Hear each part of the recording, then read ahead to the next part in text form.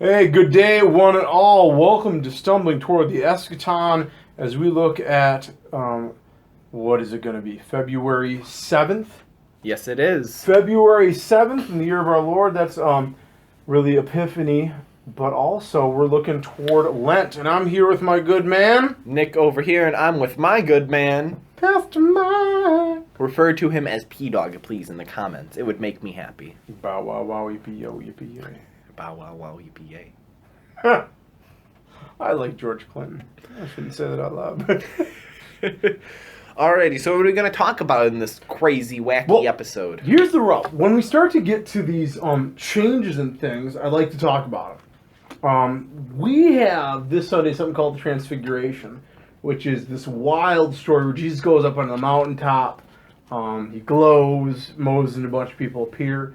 But that isn't, I don't think, the main focus. I think what happened is that on the Wednesday and what's beginning here is something called Lent. Now, Lent is huge. Now, what do you remember from Lent? What do you think of when you think of Lent, Nick? I think of Catholics and not being able to eat meat. Ah, the fast. That's because that's my dad. That's what he does. Mm-hmm. Fish Friday, right, man? That's where Friday fish fries came from, man. Yep. You know the greatest sign that Lent is coming? What? The $2 McFishes at McDonald's. Oh, that's very true. You know you're in a Catholic neighborhood when the McFishes are on sale. Straight up. You think I'm joking, man. But I mean, other people have said that. Really? I'm like, oh yeah. You know what I mean? Because you know that the greater Chicagoland area is super Catholic. Mm-hmm. Second highest Polish population for Warsaw. So we got Catholics. And so McDonald's knows that, man. And that is your one-stop fast food Lenten brace, man. Because I'll just eat my McFish. With cheese never square on there, man. You see, from eating my fair share of McFishes, I cannot eat it with the cheese on it. Oh, my problem is the cheese is always like only 1/8 on the thing. Yeah. Whatever. I don't know what it is. I've received other things at McDonald's. I'm not proud of that. But I've eaten at McDonald's. And the cheeseburger, the cheese is on the burger. Every time I have a McFish, it's folded somewhat under, the slice of cheese. They put it in like a taco shell of cheese. Yes, you know exactly what I'm talking about. It's what about the McFishes people? I don't know how to handle it. It ain't for my cow. it ain't for my cow. It swims in the water. Who wants to eat that? Cheese on the side. Cheese on the side. Cheese on the side. That's crazy. The McFish. The fish don't come in squares. Cows don't come in circles. But you understand what I'm saying? No. Circular cows. That's my favorite argument that people have. They'll be like, "Do you understand, right?" No. Why don't you understand? Because I don't even know what because you're telling me that cabbages are green, and I know they're green, but you said they're blue. This makes no sense. I don't understand. McFish. That.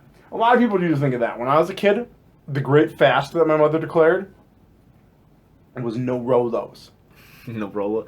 Yeah, that's what a couple of my teachers do. Instead of not eating meat, they just give up one thing that they know they shouldn't do. And that's usually the standard thing. It's the Lenten fast. What do I give up? Do I not eat, always the greatest one is people I'm going to give up coffee. It's don't give up coffee. I've seen people that have been on caffeine and got off. For the love of everything that is good and holy, stay on the caffeine and give up something else. Okay? You hear that? You have our consent to drink caffeine. I don't want to be around that person the first week of Lent that's giving up caffeine. They get the shakes and they're all like, I hate everything. Why are you looking at me with eyes? I don't know why you added with eyes. Wow, speaking to me with your mouth. Good work. As I just get up and I just walk out of here and slam the door. I'm done. I'm done. Oh, yeah. So, no, but that's usually what people think of when they think of Lent. I know I always have the flashbacks to what my mom's like. We're not having this year. It's done.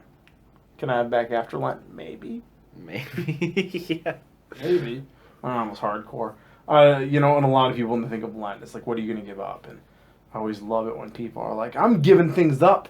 I'm giving things up for Lent. It's no, you're missing the point. One of my favorite things is people are they're like, I'm gonna get healthy for Lent. I'm gonna give up, just bad habits. And they're the people who get the New Year's resolution gym deal, and then they quit after Lent, where they're just like, all right, I'm fit, exercise for the year. It's been a week. It's been a month. of doing squat thrusts. Squat thrust. I am a master at squat thrusts. I love alright? squat thrusts. I squatted my max at 160. Nice. So, yeah. Lou Ferrigno over there. He's the strongest man in the universe, Lou Ferrigno. But yeah, Lent is, I like Lent. I'm going to get this off the bat, off my chest to go. I like the Lent. I like Lent. Ash Wednesday we begin. And I like it because it's the most honest season. Because you're honest about humanity, you're honest about your own issues. I mean, the giving up is more of a discipline and a cleansing. Because that's what a fast is. Yeah. You know what I mean? You cleanse yourself from something. You know what I mean? I'm going to cleanse myself from this thing that's got too much, power in my life or those sorts of things. I know people that do the Facebook fast. Oh, you're not going on Facebook? No, yeah, I've known a lot of people that do the Facebook fast. Because Facebook, man, you kind of pick up a lot of the negative energy, man. Because you often either get everyone's like, I'm going to put this cool meme out there that insults everybody. Or it's like, this is my perfect husband. He somehow built flowers with his mind and created a new breed for me. Oh, I'm so lucky. And you're like, oh. You know how everybody always puts their super best foot forward and then you always get the sense of like, why does my husband make things out of thin air? Because I'm not a wizard like him, dear. Well, why didn't you go to wizarding school? Didn't you get your Hogwarts ladder? That's what I'll always harass my girlfriend. Because she'll be like, man, Nick, you should give me these things. I said, where's my birthday present? It's really funny. And, you know Kenny. And Kenny will be like, too, or like whenever she'll be like, hey, Nick, could you get this for me? And Kenny will be like, after you get him his PS Vita. Like, just like all the it's so funny. Poor Nick, poor. But the Christmas present she got for me this year actually came in, which is great. Miracles. And it is a giant Game Grumps poster. And Game Grumps is like one of my favorite things. Nice. Yeah. So, I mean, that's one of those fasts that you see. But, I mean, it's more than that. It's about that honesty. It's about that giving up. I mean, Lent is pretty awesome. I'm a big fan of it. Not just because of $2 McFishes. You see, I'm a big fan of Lent because during Lent, pork gets pretty cheap because no one wants it. There is that. I mean, there is the hard reality of that. Well, you know what the worst is? When St. Patrick's Day falls on a Friday in Lent. That's worse, man. How do you have your corned beef and cabbage then? But Lent is even more than that. It's also one of those good. It's a good opportunity also to get into some of those other good spiritual disciplines like devotions or prayers. And I like being a pastor that time because it's like one of those things. Like, here's some resource. Here's some more stuff that you can do. Here's ways of getting into doing more things to get spiritually healthy. It's a good time to be spiritually healthy, not just not eat chocolate. Giving up chocolate for Lent. But how do you double down and get spiritually healthy? That is why I dig the Lent. And this year, hopefully we're going to do some pretty awesome stuff to get people there. Yeah. Oh, yeah, I forgot to tell you guys. Yeah. I'm the president of Luther League now. Oh, yeah, you've been promoted. I've been promoted. So it's pretty cool. We got that lock-in stuff. We got some cool stuff. We got bingo. Yeah, that's gonna be good coming up. Now here's an interesting question for you. All right.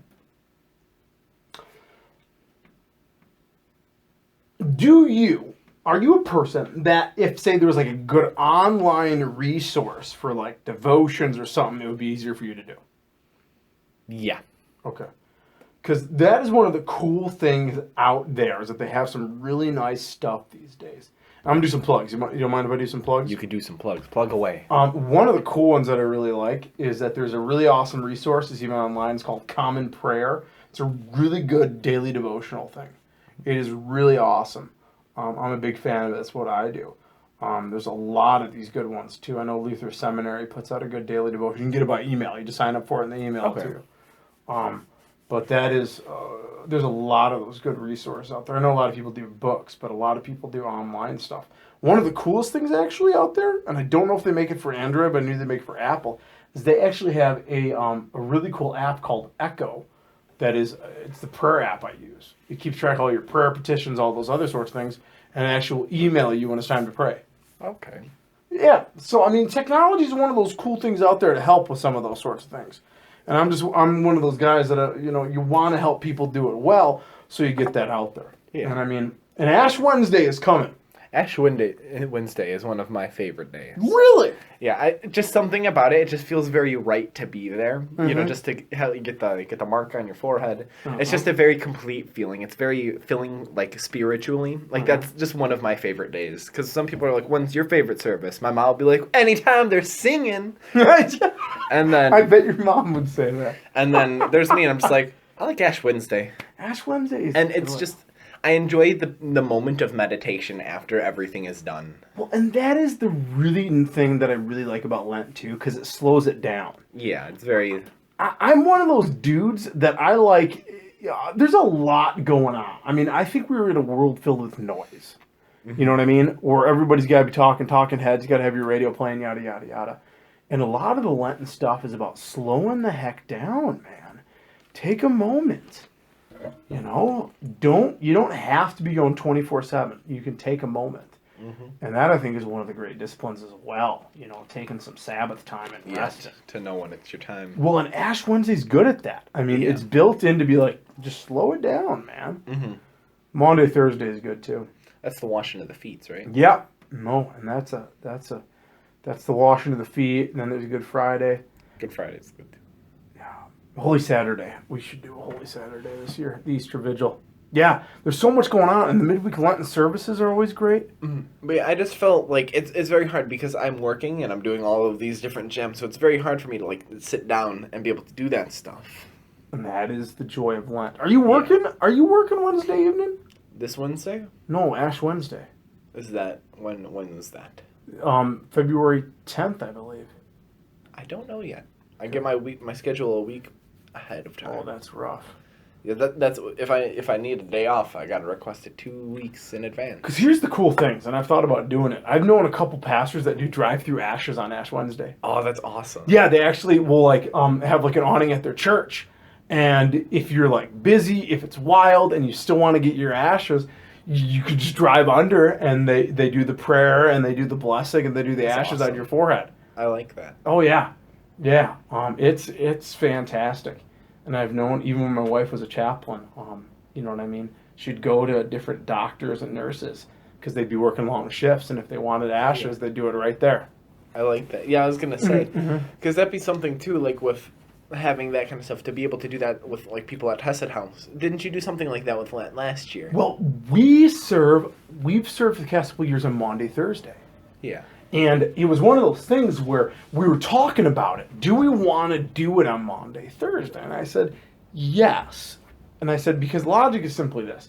The whole washing of the feet is key because Christ commands us there pretty much to serve the neighbor. I mean, that's the whole point of washing the feet. Yeah. If I'm willing to wash your feet, Hoss, you gotta serve the other. Because if I'm literally going to wipe the crap off of your feet, because again, I mean, first century Palestine, yeah. If donkeys are a major mode of transportation, you don't got to worry about diesel fumes. You got to worry about donkey fumes on your feet. You smell what I'm stepping in? Yeah. Literally. Do you smell? Full circle. Full circle. So, I mean, cleaning that off. And so it's that command to serve. And so, I mean, I think for a year or two now, we've been scheduled at night. So we go. I have to bug out a little bit early to actually make sure I get back time for worship. But last year, you know what I mean? I offered communion to everybody's working because they might not be able to make it. Yeah. But it's like, no, I want to make sure you have communion. And it was wild because, I mean, some of the people there, because I usually don't wear my collar, they're like, you're a pastor? I'm like, well, yeah. And it's like, we're here on Maundy, Thursday because if the night Jesus says you should serve other people, like, I can't. It's kind of a tad inappropriate. Yeah. And I need to talk to some folks to see if, you know, even we can, like, commune some of the folks. If people would be willing to do that. That's one of the hopes. If I'm not working, I'll be part of that party. Because that would be fun to commune the people at Hesed House. I don't know if anybody holds a Maundy, Thursday for them. With my old church, me and my old pastor, we went on trips to the shut-ins. I went with her. Oh, you went? Yeah. Mm-hmm. And it was, we went to one couple, Ed and Shirley Consolo, and we went there. But sadly, they're up in heaven right now. But it was a very enjoyable. They enjoyed seeing the fresh faces. We went in there every 2 months. So, yeah. Well, and also giving communion to people that might have had it for a while is always nice. And, you know, sometimes, unfortunately, homeless people are not welcome in churches as they should. Mm-hmm. And that's what, bringing back from last week, I got to learn to love. Seriously, that's part of the great things of Lent, too. It's to somewhat crack us open out of our own inward focusing selves. I mean, that's one of the great parts of it too, is it calls us to take stock and be honest. Like on Ash Wednesday, dude, you're more concerned about yourself than you should be. That honesty about, I'm not as good as I should be. God wants me to be more. God made me to be more than just a cranky guy who doesn't get enough coffee. Conky. Cock. I don't have enough cock in my life. I can't talk tonight, man. These kids, man. But yeah, I love Lent. It'll be good. But yeah, it's so stinking early this year. I know, that's crazy. It's in like a month it's Easter. It's Yeah, and I mean 27th. What is it? You got Valentine's Day in Lent? That'd be crazy if it was a Friday. Which one? I gotta check what the 14th is. People might be having rough Valentine's Day. Oh, Saint Valentina. Oh, office troll. All right. We'll do the question. Oh yeah, we're doing the chat pack. I like this edition. All right, we got to do. I like this edition. Grabbing a thing. Watch it be the same one. It'd be hilarious. If you could see the front page of a national newspaper dated January 1st, 2100, what would you imagine the main headline might say? 2100. Yes. That's in the future for the people who wouldn't know. Man, this feels like a Conan bit. yeah, it does. Tonight Show with Jimmy Fallon. No, but didn't Conan have that bit for a while in the year 2000? Where it was like the future. Year 2000. Yes. Yeah. Yes. In the year 2000. 2100. What would I imagine being on the front page? Yeah. What I want on the front page? Yeah, what would you imagine would be the front page? Scientists dig up original iPhone. Realize we still look at the same stupid stuff. Ooh. Let's see. 2100. It would be mankind has successfully replicated the taste of bacon. Spray bacon. Yeah, just because I don't know if you've ever had artificial bacon taste. That is the worst thing ever. It doesn't taste anything like bacon. It doesn't taste anything. It tastes like I had Christmas a couple years ago. I got a gift of chapstick that was bacon flavored. Whoa! You lost a bet. And and I trick everybody. You can ask Kenny. You can ask my girlfriend. Everybody. Mm-hmm. They all have had that done to them. I went. I was like, and it's like, you smell it, you taste it, but there's no bacon in your mouth. And it's just like the worst pain because you're like, I need I want the bacon. It was really funny though. Victoria's reaction to it, she was just like, what is this? Because I didn't tell her that it was bacon flavored. I was like, here, you need some chapstick? She was asking for it. What is this? And she's like, oh, this is gross. She was just like, and she's like, it makes it worse. Kenny just started like, his face just got really red. He's like, Nick, I don't like this. I don't like this. I'm not a fan of this. Oh, that is fantastic. So maybe here's a question. Speaking of good questions, as we get into Lent, what do you think of giving up this year? What do you think your Lenten discipline is going to be? My Lenten discipline? That's a good question. Because that's the key thing, and that's what I want people to think about. If you're listening to us, think about Lent. Think about it as an opportunity to get spiritually healthy, and what is a discipline? And discipline in the good way. I mean, there's a lot of things. You know what I mean? You can pray more, you can devote more. Mm-hmm. Honestly, the one I'm going to try to do is I'm going to try to, every day, just take a half hour to slow down. Mm-hmm. Because I really think our over-busyness is problematic, and sometimes I feel like that's infecting me. The cult of busy, as I like to call it. Just take a half hour just to chill. Mm-hmm. Not Netflix and chill, but chill. Just to chill. Let's see. I don't know what I would give up though. It doesn't even necessarily giving up, but adding something. Yeah, just adding a flavor into my life. Yeah. I would say. I don't know. You gotta throw some ideas. Like okay. Some other ideas. Slowing down would be good. You could do. So I know some people that started doing running devotions. I do. I run.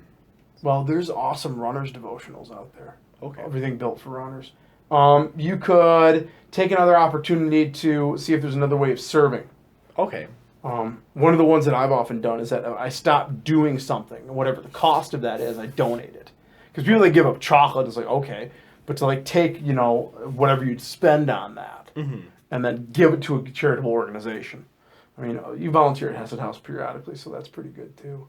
But I mean, if there's a place you can volunteer, if there's even if there's like a relationship that you can work on, that's one of the other cool ones too. Sometimes there's like a cousin I know, somebody's like, we haven't been as good as we should. I'm like, well then maybe your Lenten discipline should be reconnecting for your health, their health, for the spiritual health. I feel like that's what I should do because I have some fringed. I got some split ends, and I should probably fix those because those look pretty nasty in the long run.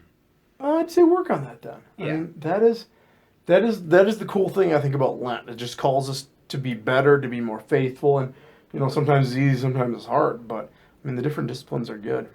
I mean, not just giving up Rolos or eating McFish. I mean, that's still a very viable option, everybody. Just make sure you know that. But I feel like that is good homework to end off on. It's like your what style, man. would you give up for Lent? And if you enjoyed this fun-filled episode of Stumbling, keep on stumbling. You should subscribe and be a cool person. See ya. Happy Lent.